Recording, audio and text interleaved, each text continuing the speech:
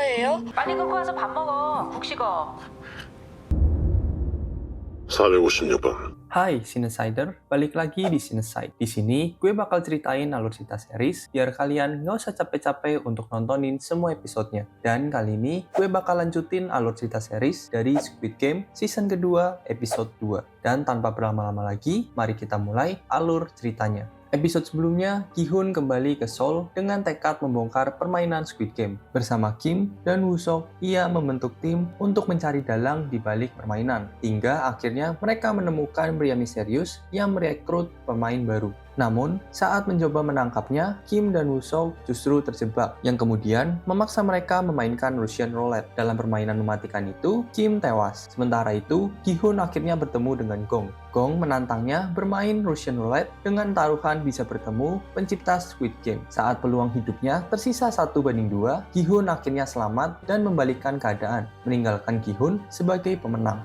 Episode 2 dimulai dengan Junho yang masih menunggu di luar motel. Tiba-tiba dikejutkan oleh suara tembakan dari dalam. Tanpa ragu, ia langsung bergegas masuk untuk mengecek situasi.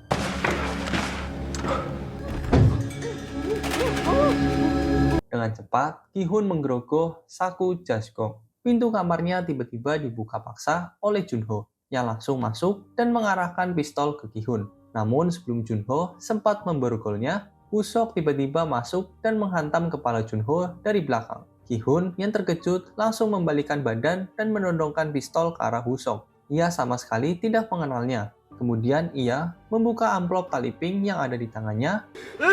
Kembali ke kamar motel, Gi-hun yang memborgol tangan Junho langsung menginterogasinya. Hingga akhirnya ia menyadari bahwa mereka pernah bertemu sebelumnya. Junho pun mengakui bahwa ini bukan pertama kalinya mereka bertatap muka. Junho kemudian bertanya tentang siapa yang baru saja dibunuh oleh Gi-hun. Gi-hun menjelaskan bahwa Gong adalah perekrut pemain Squid Game. Namun ia menegaskan bahwa dirinya tidak membunuh Gong, melainkan Gong sendiri yang kalah dalam permainan Russian Roulette. Gi-hun dengan tegas mengatakan bahwa ia ingin menghentikan permainan ini selamanya. Percakapan mereka kemudian dipotong oleh Woo-sok yang memperingatkan Gi-hun agar tidak bekerja sama dengan polisi. Gi-hun yang awalnya sempat ragu, tetapi akhirnya memutuskan untuk melepaskan Junho. Gi-hun kemudian membawa mereka ke sebuah kamar lain di mana tumpukan uang tunai terlihat berserakan di ruangan itu. Woo-sok yang awalnya ragu kini mulai percaya bahwa Gi-hun memang memenangkan sebuah permainan. Gi-hun kemudian menunjukkan koleksi senjata yang ia miliki, lalu memberikan perintah kepada Woo-sok untuk mencari orang-orang yang ahli dalam menggunakan senjata. Sebagai langkah awal, Gi-hun yang menyuruh Junho untuk berhenti dari pekerjaannya sementara waktu agar identitasnya tetap aman. 시간 날 때마다 와서 연습해두세요. Sementara itu, di tempat lain kita diperkenalkan perempuan itu adalah No-yeol. Tiba-tiba seseorang mengetuk kaca mobilnya. Seorang petugas tempat menegurnya, menyuruhnya untuk memindahkan mobilnya dari area tersebut. Di tempat lain, sebuah festival boneka sedang berlangsung di taman hiburan. Terlihat sekelompok pekerja berkostum boneka raksasa membagikan lollipop kepada anak-anak yang datang. Seorang anak kecil tiba-tiba masuk ke dalam ruangan. Sadar ada orang luar yang masuk, semua pekerja buru-buru mengenakan kembali penutup kepala mereka. Anak kecil itu dengan polos mendekati No-yeol dan memberinya selembar gambar sebagai ucapan terima kasih karena telah memberikannya lollipop. Di tempat lain, Gi-hun tampak mengamati dari kejauhan. Ia melihat ibu Sang-woo yang kini merawat Kang Chol. Gi-hun kemudian mendatangi seorang pria yang pernah dimintai tolong oleh Sae-byok untuk menemukan kedua orang tuanya. Kabar baiknya, pria tersebut telah menemukan ibu Sae-byok. Sebelum pergi, Gi-hun memberikan alamat rumah ibu Sang-woo. Kemudian No-yeol masuk ke ruangan yang sama, menemui pria yang tadi berbicara dengan Gi-hun. Ternyata ini bukan pertama kalinya No-yeol datang. Ia telah berulang kali meminta bantuan untuk mencari anaknya yang berada di Korea Utara. Namun pria tersebut sudah berkali-kali menolak, mengatakan bahwa tidak ada jejak atau informasi yang bisa mengarah ke anaknya. Saat percakapan berlanjut, terungkap bahwa No-yeol dulunya adalah seorang tentara di Korea Utara. Di masa lalu, ia pernah menembak atasannya yang kemungkinan besar adalah suaminya sendiri. Kemudian ada yang mengetuk di jendela mobilnya. Ia adalah pria misterius yang mengenakan jas rapi, kemudian ia menyerahkan sebuah kartu undangan ke permainan Squid Game. Sementara itu, terlihat Gi-hun yang berada di motelnya. Ia menjalani prosedur pencabutan gigi Kemudian dokter itu memasang gigi palsu sebagai pengganti, yang di dalamnya tertanam alat pelacak yang kecil. Di tempat lain, Junho terlihat menelpon ibunya. Ia diminta untuk melihat apakah ada bunga di makam itu. Saat kembali ke rumahnya, Junho menceritakan hal ini kepada ibunya.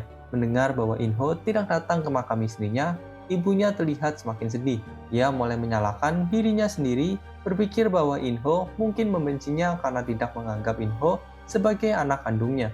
Ia juga teringat saat Junho membutuhkan donor ginjal, In-ho lah yang memberikan ginjalnya tanpa ragu. 형이 뇌물 받은 것도 형이 스스로 결정. Kemudian terlihat Noyul yang menghadap atasannya, membawa selembar surat pengunduran diri. Atasannya mencoba menahannya, namun Noyul tidak goyah. 아 팀장님, 이러니까 노우 씨가 그만두는 거예요. Di sudut taman, Kyung-suk, ayah dari anak kecil yang tadi ditolak, tampak sedang bekerja. Namun, momen itu terganggu ketika sebuah ambulans tiba.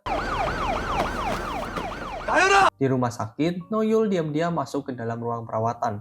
Tampak anak kecil yang tadi terbaring lemah. Dari balik kaca, ia melihat ayah anak itu berbicara dengan dokter yang memberitahu bahwa ada obat untuk penyakit anaknya, tetapi belum tercover oleh asuransi. Di tempat lain, Noyul yang duduk sendirian menatap kartu undangan Squid Game yang ia terima. Ia akhirnya menghubungi nomor yang tertera di kartu tersebut. Di motel, terlihat puluhan pria bersenjata berlatih menembak. Mereka adalah mantan tentara bayaran rekrutan Woo-sok yang dipimpin oleh Kim. Namun, Gi-hun menegaskan bahwa misi ini harus dijalankan dengan sangat hati-hati. Jika mereka sampai ketahuan, semuanya akan kacau, dan rencana untuk menghentikan permainan ini akan gagal total. Kemudian, Gi-hun mengambil ponselnya dan menelpon seseorang. Ternyata itu adalah anak Gi-hun yang kini tinggal di luar negeri. 아빠예요? 빨리 끊고 와서 밥 먹어. 국 식어. Di depan sebuah klub, Gi-hun, Woo-sok, dan Junho menunggu di dalam mobil. Mereka telah sampai di lokasi yang tertera dalam undangan misterius tersebut. Gi-hun pun memastikan sekali lagi kepada Junho seperti apa bentuk dari frontman itu. Mereka pun melangkah masuk ke dalam klub. Woo-sok dan Junho tetap terhubung melalui komunikasi, saling memberitahu setiap pergerakan yang mencurigakan. Tiba-tiba sebuah kelompok petugas berbaju pink memasuki klub, membuat Junho langsung siaga. Kemudian seorang petugas bertopeng kotak datang menghampirinya, memberi isyarat agar ia mengikuti dirinya. Junho yang melihat kejadian ini dari kejauhan langsung bergegas masuk. Ia melihat Gi-hun sedang diarahkan keluar klub oleh petugas berbaju pink. Panik, ia langsung menghubungi seluruh tim tentara bayarannya, memerintahkan mereka untuk bersiap siaga di sekitar area tersebut. Gi-hun sudah masuk ke dalam sebuah mobil limosin putih yang langsung melaju meninggalkan lokasi. Di dalam mobil limosin, Gi-hun duduk dengan ekspresi tegang. Sementara, frontman berbicara dengan Gi-hun lewat speaker berbentuk babi. Percakapan mereka pun dimulai dengan frontman yang menyambut Gi-hun dengan nada santai, mengatakan bahwa ia berharap Gi-hun dapat menjalani hidupnya dengan bahagia menggunakan uang yang telah ia menangkan. Namun, Gi-hun hanya terdiam. Tanpa basa-basi, Gi-hun langsung menuntut agar permainan dihentikan. Tetapi frontman menolak mentah-mentah. 말솜씨가 많이 늘었군. Berpindah ke kelompok tentara bayaran, sebuah tembakan sniper dari salah satu petugas berbaju pink mengenai ban kendaraan tim tentara bayaran. Ban kedua mobil tentara bayaran pun pecah dan membuat mereka kehilangan kendali. Gi-hun yang mendengar kejadian ini dari dalam mobil langsung panik. Ia mencoba menembak ke arah pengemudi, tetapi kaca mobil ternyata tahan peluru. Gi-hun terdiam sesaat, lalu ia ingin kembali masuk ke dalam permainan. Frontman tampak terkejut, tidak percaya dengan apa yang baru saja ia dengar. 456. Di tempat lain, Noyul tiba di sebuah lokasi yang dipenuhi oleh mobil-mobil hitam yang diparkir berjejer. Tanpa ragu, ia berjalan menuju sebuah truk besar, membuka pintunya, dan melihat sejumlah bilik kecil dengan nomor di setiap sisinya. Ia masuk ke dalam salah satu bilik, mengganti pakaiannya dengan seragam berwarna pink. Setelah selesai mengenakan seragamnya, ia mengambil sebuah topeng segitiga dan memasang di wajahnya. Oke, sekian alur cerita dari Squid Game episode kedua season kedua. Tentunya bakal gue lanjut untuk episode 3 secepatnya. Dan nanti di akhir season, gue bakal kasih rating dan review dari gue. So stay tune sampai season ini berakhir. Bye-bye!